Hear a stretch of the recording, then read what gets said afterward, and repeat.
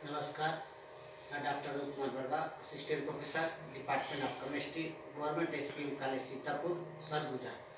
आज यहाँ हम एमएससी केमिस्ट्री के फोर्थ सेमेस्टर का सेकेंड पेपर एनवायरमेंटल केमिस्ट्री का यूनिट 5 इनका टॉपिक है नॉइज पॉल्यूशन। इससे पहले हम लोगों ने पहले लेक्चर में हम लोगों ने देखा कि यहाँ पे नॉइज का इंट्रोडक्शन देखा, उनका टाइप देखा, साथ ही साथ उनके जो सोर्स और उनका मेजरमेंट कैसे करते हैं उनके बारे में। ये हमारा सेकेंड लेक्चर है जिसमें हम नॉइज पॉल्यूशन का effect, control of noise pollution and difference between sound and noise के बारे में पढ़ेंगे।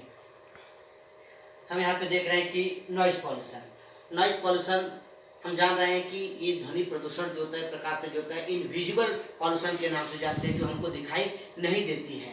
और ऐसे ध्वनि जो अवांछित हो उसे हम नॉइज पॉल्यूशन के अंतर्गत मानते हैं। हम देख रहे हैं कि इनका इफेक्ट जो होता है सजीवों और निर्जीवों दोनों पे ही पड़ता है।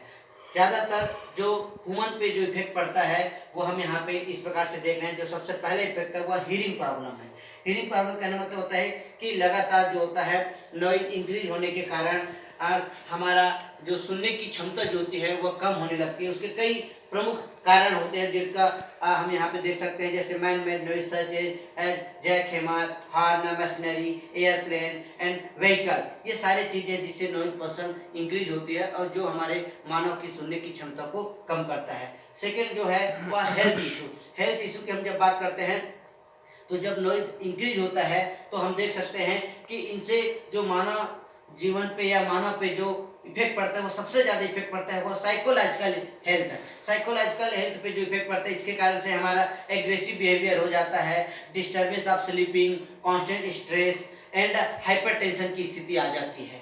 इसी प्रकार से हम देख रहे हैं कि थर्ड वाला जो होता है हमारा स्लीपिंग डिसऑर्डर के अंतर्गत हम देखते हैं कि लगातार आसपास के क्षेत्रों में नॉइज पॉल्यूशन इंक्रीज होने के कारण जो होता है हम सही तरीके से सो नहीं पाते हैं और नहीं सो पाने के कारण जो हमें कई प्रकार के जो होते हैं डिसीज और प्रॉब्लम और अनकंफर्टेबल महसूस होता है। यहाँ पे फोर्थ जो होता है वो कार्डियोवास्कुलर इशू जो होता है।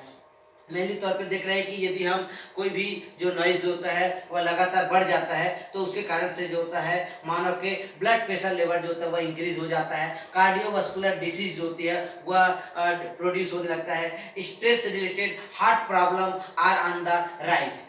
The suggest that the high intensity noise cause high blood pressure and increasing heartbeat rate as the disturb the normal blood flow। तो हम देख रहे हैं कि कैसे जो होता है कार्डियोवास्कुलर को इफेक्ट करता है। अगला जो होता है वह ट्रबल कम्युनिकेशन। ट्रबल कम्युनिकेशन की जब बात करते हैं तो आजकल इतने ज़्यादा मशीनरी और इंडस्ट्रियल एरिया के कारण जो होता है नॉइज इंक्रीज हो गया है कि जब एक दूसरे से व्यक्ति जब बातचीत करते हैं तो उनमें भी जो होता है बाधा उत्पन्न होने लगता है और सही तरीके से कम्युनिकेशन नहीं हो पाता है। तो ये भी एक महत्वपूर्ण फैक्टर्स जो होते हैं जिसके अंतर्गत आते हैं।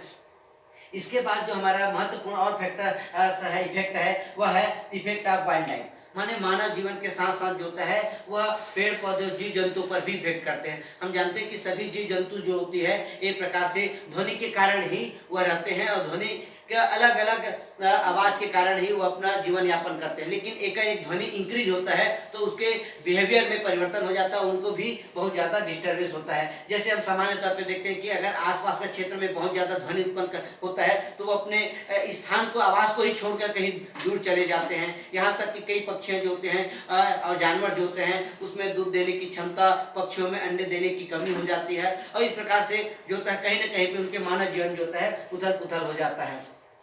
इसके बाद हम देख सकते हैं कि वास्तव में इनके अलावे जो होता है इनका इफेक्ट जो होता है वो बिल्डिंग पे पड़ते हैं। बड़ी बड़ी जो इमारतें होती है उन पे ध्वनि के कारण बहुत सारे इफेक्ट पड़ते हैं। हम देख रहे हैं कि लगातार जो होता है नॉइज पॉल्यूशन इंक्रीज होने के कारण जो होता है घरों की दीवारें जो होती है वो क्रैकिंग हो जाती है। कभी कांच जो होते हैं विंडो में लगे होते हैं वो भी जो होता है ब्रेक हो जाता है। तो इस प्रकार से कहीं ना कहीं पे जो होता है वो बड़ी बड़ी बिल्डिंगों पे भी अपना इफेक्ट डालता है।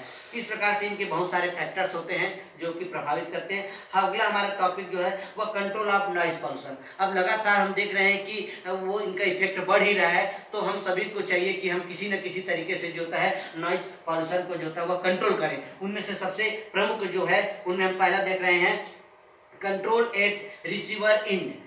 हम यहाँ पे इसके अंतर्गत देखते हैं कि for people working in noisy installation car protection aid like ear plug ear muff, noise, helmet और हेडफोन इनको उपयोग करना चाहिए। हम यहाँ पे देख रहे हैं कि कैसे जो होता है हम इनको कंट्रोल करेंगे, जिसमें मुख्य रूप से ईयर प्लग है, ईयर मफ है, नॉइज हेलमेट और हेडफोन लगाते हैं तो निश्चित ही इनसे पोल्यूशन जो होती है, नॉइज का जो होता है, उसका ध्वनि जो होता है वो कम होता है। इस प्रकार से हम उनको ये कर सकते हैं। सेकेंड जो होता है suppression at source. Suppression at source के अंतर्गत हम देख रहे हैं कि by improving working methodology, designing, fabricating and use quieter machine, proper lubrication and maintenance of noisy machine, use of soundproof chamber for noisy machines and vibrating machine part with the sound absorption material। Sound absorption material के अंतर्गत rubber, neoprene, cork या plastic का use करते हैं। Silencer in automobile and exhaust. तो ये सारी चीजें हैं, इनको हम उपयोग हम इस तरीके से करें कि हम किसी भी तरीके से जो होता है साउंड को जो होता है हम कम कर सकते हैं।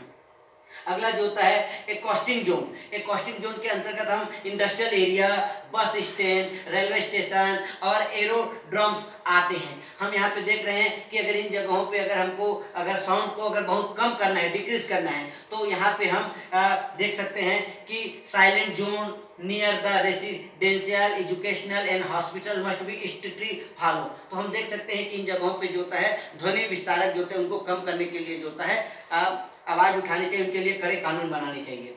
चौथा जो होता है sound absorption at side. Sound is produced through the crack left between the door और विंडो एंड द वॉल।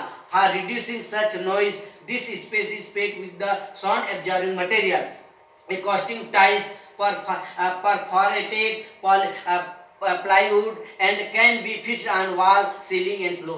हम देख सकते हैं कि अगर ध्वनि को कम करना है तो हम अपने घरों में जो होता है एक प्रकार से देखा जाए तो सीलिंग कर सकते हैं, वॉल पे जो होता है कवर लगा सकते हैं, फ्लोर पे लगा सकते हैं और प्लाईवुड लगा देंगे तो इससे जो होता है ध्वनि कम होती है।